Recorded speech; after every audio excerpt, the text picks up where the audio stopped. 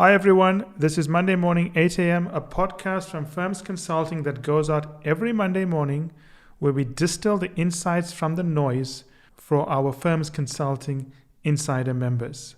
But we are making this available to everyone to help all of our listeners and readers.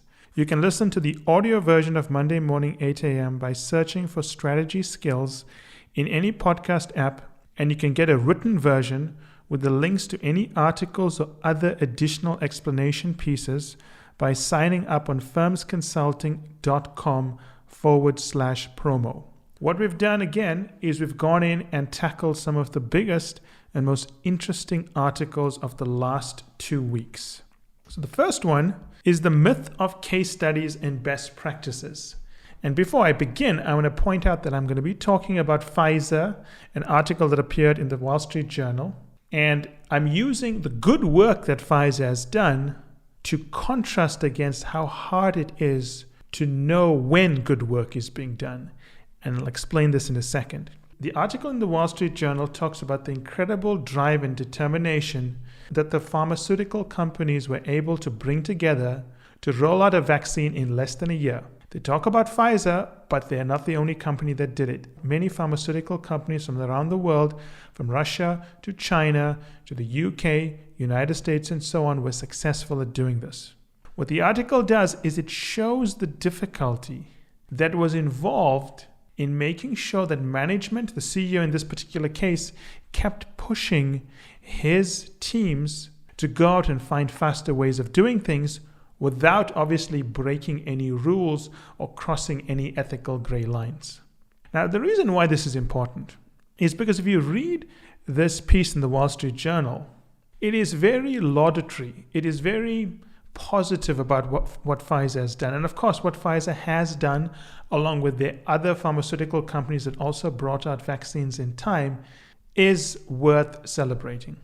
It's amazing to see what they've done, how they did it, the challenges they face, and how they stepped up to it. But there's a reason why this theme is called the myth of case studies and best practices, because if you read enough of the business press, whether it's the Financial Times, whether it's the Wall Street Journal, whether it's the New York Times, whether it's Nikkei Asia, you're going to read many stories about companies that have been successful, whether it's Tesla, whether it's SpaceX, and companies that have been through some difficulties. Whether it's Wells Fargo or other companies that have not just been through difficulties, but they have never survived in the first place because the difficulty took them down. And what consistent thing you see in all of these stories, both successful examples and unsuccessful examples, is that management puts a lot of pressure on employees. Pressure that can break them down. Pressure that causes difficulties, pressure that causes stress, pressure that causes employees to react in ways they did not think was possible. But there is a consistency here. There's management pressure to solve a problem that employees as yet do not know how to solve.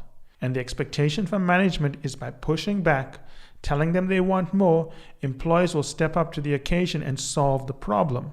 But what you see is there's almost a binary approach starts occurring. In some companies, when management puts pressure on employees respond by cutting corners because they do not believe they can do it better legally and ethically. So they cut corners, which leads to fines, problems with customers, and a tarnishing of the reputation of company, which is what happened with Wells Fargo. As one example, it happened to many companies. In other situations, employees step up. They say that, okay, management says we need to do this in a different way. No one's ever done it before. We're not going to cook the books. We're not going to change the data. We're not going to cut corners. We're going to figure out how to do it. We're going to rise to the occasion. The question becomes, what drives employees to make that decision in that moment to rise to the occasion or fiddle the numbers? This is why it's so hard to know what's the best practice and what's the best case study to follow. Because what you want to know at the end of the day is, what are the sequence of events?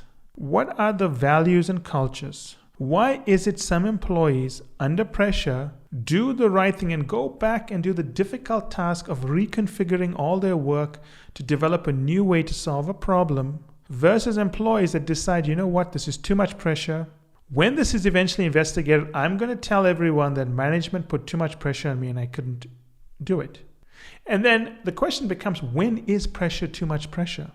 And it's almost a little bit of a dance whereby management needs to put pressure on employees to force them to do new and better things, because that's capitalism. You have to do new and better things to stay in business. But at the same time, employees need to know, if I cannot do it, maybe I shouldn't be in this company. Should I be cooking the book? Should I be breaking down? Should I be changing things just to make it look like I'm making progress? I mean, what is the end game? If you can't do it, eventually you'll be caught out. And I think that's the challenge here, and that's maybe the deep insight. We read all these great examples, but it all comes down to pressure from management and employees rising up to the challenge.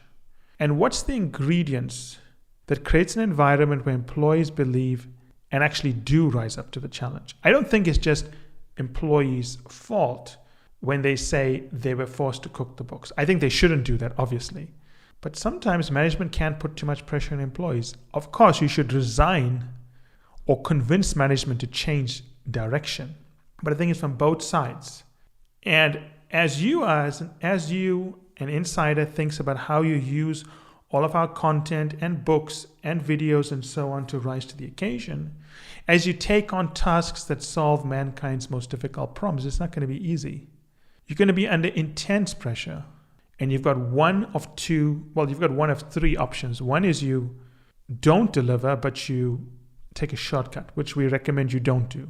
2, you deliver and you find new ways of doing it. Or 3, maybe you decide this is not the role for you.